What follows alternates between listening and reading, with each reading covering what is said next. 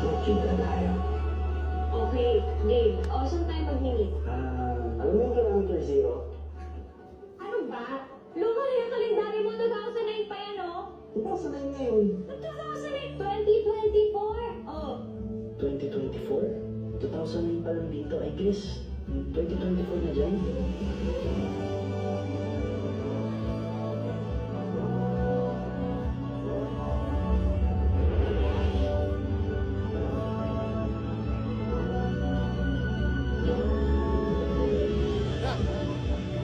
Kilometer zero? So, sa zero pa lang tayo magsisimula, ha? Ang zero na ba yan? From zero and beyond.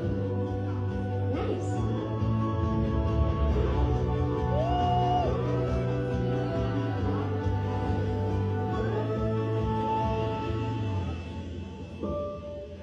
Aray! Considering ito po yung first movie namin, on-screen pa. And hindi po namin nakakala na pagkakitulaan po kami ng Regal family. It's an honor po, sa totoo lang. Pero with all the excitement, syempre, kadugtong nun, konektado din yung kaba.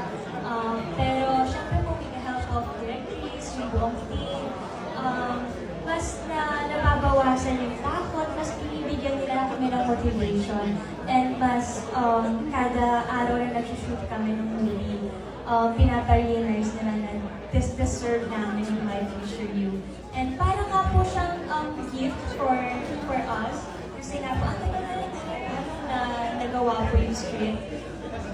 2020 pa po, so I think this is the right time for all of us din po, and siguro po para sa aming dalawa din ni Seth. And yung sa fans po, ano po yung tanong niyo po? Yung ikikip nyo yung fans na excited kasi this is your first film in the film. Kung paano po sila i-excite? Sa totoo lang po, hindi rin po namin alam. Ang sa amin po, ito pong pelikula na to, yung pasasalamat din po namin sa pagsuporta at pagmamahal nila sa amin. Kasi grabe po sila mag-support sa amin at kung paano nila kami nila-kamusta pag hindi nila kami nakikita sa TV. This time, parang it's a bigger gift for all of them. Kasi on-screen na to at sana magustuhan po nila to kasi this movie is made with love and passion. Seth, there's something to Yun. Sa mga nagmamahal sa amin, regalo namin. Regalo ng regalo. Kasi kita namin na hinahanap nila kami na sana magkameron kami ng proyekto. Pero sa amin naman, hindi lang ito basta ginawa namin na dahil, may pelikula tayo gagawin namin. Ang emosyon na binigay namin dito, especially kaming dalawa ng Francine, yung emosyon na dito tayo matatandaan ng tao.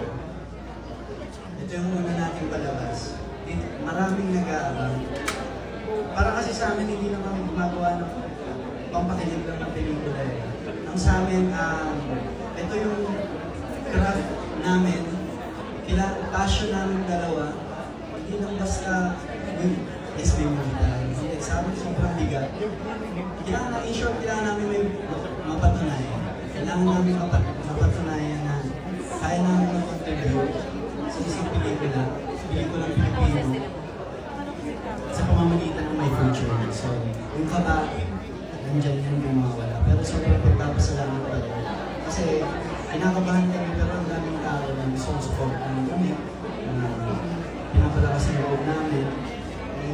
Mga taong tumulong para magawa rin kami ng pelikula. Siyempre, sa taas, laking pasalamat. Yes, and if I may add lang po, no, syempre po, yun nga po, gaya po na sinabi ni Seth, hindi namin ito ginagawa just because binigay lang po. Syempre, pinapangalagaan din po namin yung tiwala na binigay ng Regal sa amin, lalo ni Mr. Seth. So, yun po yung mga mas isa. Actually, yun po yung top priority namin, pangalagaan yung tiwalang binigay. At mai-give back po namin ng maayos at sobrang pasalamat. Yun po.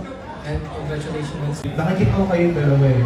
Pinag-uusapan nila yung script, paano siya i-deliver, paano siya aatakihin. They talk about the scene. I mean, those are the traits of professional actors eh. These are really professional young actors of our generation. Mahusay sila, And they always support each other, hindi sila nag-iwalay. Kahit sa pagkain, gusto mo din.